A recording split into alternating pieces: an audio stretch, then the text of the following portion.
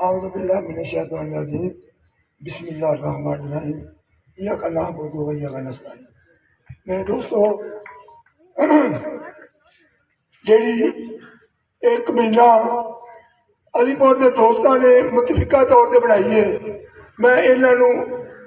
मुबारकबाद देना ते थोड़ा जहा पावर कराना चाहना कि दोस्तों जिवें तुसी अज शर्मा रहे हो, जो तुसी अज सजा रहे हो, कभी मैं भी तुहाडे पेंडू साथी जा रहा था। अज अल्लाह की मेहरबानी नाल ओ अल्लाह ने इतमाद दिता। मैं समझना कि ये जिहड़ी जिम्मेदारी है ये बहुत बड़ी इबादत है। सारी जिंदगी मैं जी मजदूर की खिदमत की है, वर्कर की की है, आवाम की की है, खुदा को आए ये इबादत समझी की है। अज तुसी अगर लोग आए हो, अज सारे इकट्ठे हुए हो, इतने कुरान पाक की तिलावत की गई है, आगाज तो किया गया, इतने अल्लाह की रहमत नाजर हो रही है। असी अज अच्छे मिशन से इकट्ठे हुए हैं। असी किसी की पगड़ी छालने नहीं आए, असी किसी को दलील करने नहीं आए, असी आए मजदूर की फलाह से, मजदूर की इज्जत वास्ते, मजदूर के वकार वास्ते, मजदूर के काम वास्ते। शामी साहब भी कभी माशाअल्लाह मेरे को वेख रहे हैं, मैं बड़ी असरा वेना मेरे नाल चट्टा साहब आजाद साहब बैठे ने। ये मेरे पुराने दोस्त मैं तां बुलाया। दोस्तों, इन्होंने लोगों की वजह तो अज यूनियन थिएटर मजबूत है। इन्होंने लोग बड़िया कुर्बानियां दी ने। इतिहास चट्ठा में कि बैठे हुए थे, इन्होंने दोस्तों ने अज देखो ना मेरे को डेरा हो गया भी, चट्ठा साहब भी डेरे हो गए ने। सब इन्होंने लोग बड़ी खिदमत की है। अज अल्लाह की मेहरबानी नाल मजदूर फार ना कह सकता। मैं अल्फन गल कहना, शौकत चट्टा साहब कहा कि वाकई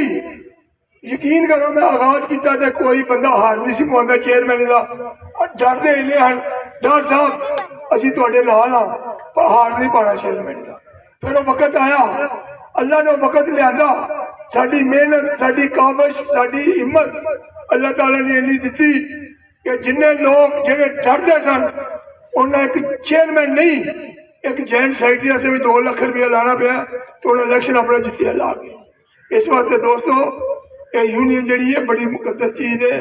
ये जिमें मस्जिद खुदा का घर है, उत्थे किसी को कोई नहीं डक सकता। खुदा के घर जिन्हें मर्जी रुपया लोग लाए हो, जो हक है वो एक आम आदमी का हक है। मस्जिद इस तरह ये तंजीम है, ये मजदूरों की तंजीम है, जमात करामात होती है।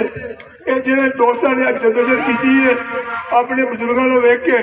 इंशाअल्लाह मैनू पूरी उम्मीद है, मैनू इतमाद है कि नौजवान चेहरे ये साथी खालिद साहब कहा कि अगे नहीं सी इन्ना वर्तन। मैं कभी छुआ गल्लां नहीं कीतियां। दोस्तों ने कट्ठ किया, घर बुलाया मैनू, इनू बंदे क्या उन्होंने बंदे के 2-4 दिन दो। जिसने मैनू वेख्या इन्हें कहा इकबाल डार मेरे घर आके मैं ना कर ही नहीं सकता। खालिद साहब असी अल्लाह की मेहरबानी नाल अल्लाह अली खून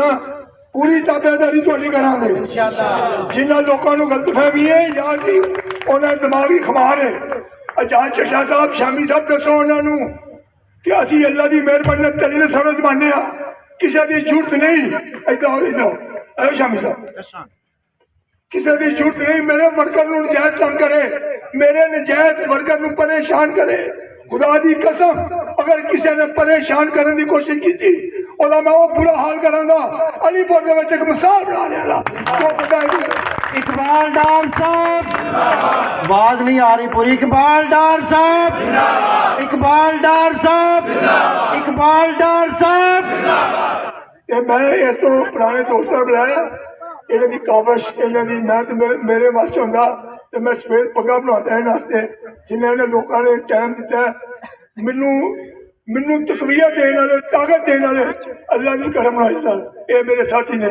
जी शौकत चट्टा साहब भी सारे पुलिस सारे दोस्त जोड़े ने। मैं इन्होंने नाम लैन तो बगैर नहीं रह सकता। ये मेरे भाई हो। मेरे दोस्तों,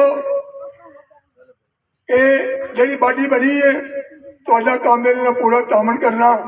इंशाअल्लाह कोई मसला मसायल होगा इन्होंने आना नहीं पैदा, इंशाअल्लाह टेलीफोन से होगा। जिस मनीर भट्ट साहब ने कहा मेरे वो सर्कल का चेयरमैन है,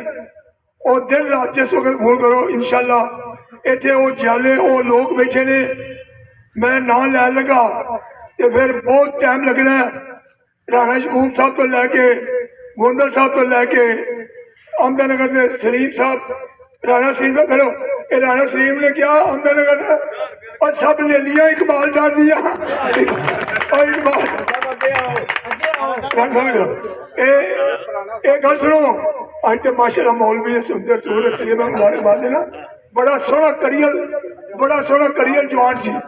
कोई गल हुई उत्ते इन्हें आख्या सब इकबाल डार दिया ले लिया है लीडर इकबाल डार ही सी इन्होंने साढ़े नाल प्यार करते हैं मेरे वीर ने फिर मेरे दिल की ख्वाहिश सी पर क्या दफ्तर वाले जिन्होंने तुसीं बनाओ दफ्तर ने चुनाव किया खुदा शायद मैं बड़ी खुशी हुई कि मेरा पुराना साथी जो है मेरे मोढे करा जो चीफ ऑफिसर डार साहब ने ताला मारिया सी असि अपना मोढे लाया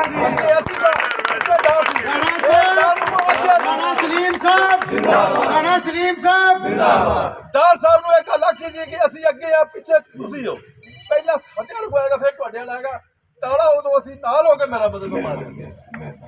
दोस्तों इंशाल्लाह अल्लाह की मेहरबानी बड़े अच्छे अफसर ने